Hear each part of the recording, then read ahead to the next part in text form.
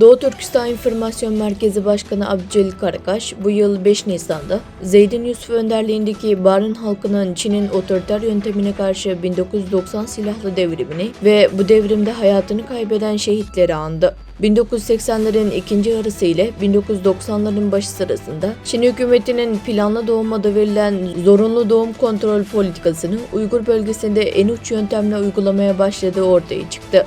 Çin'in zorla doğum kontrolü politikası, Uygur bölgesinin ana yerli halkı olan Uygur halkının güçlü muhalefetiyle karşılaştı. Sonuç olarak 1990 baharında Kaşgar iline bağlı Akto ilçesinin Barin köyündeki Uygur çiftçiler, Çin'in baskıcı politikasına karşı zorla doğum kontrolü politikası merkezde silahlı bir direniş hareketi yürüttüler.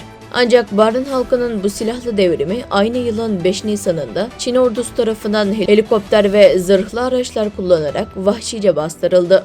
Devrime katılan veya devrimde bağlantılı olduğuna inanılan 5000'den fazla insan öldürüldü, tutuklandı veya iz bırakılmadan kayboldu.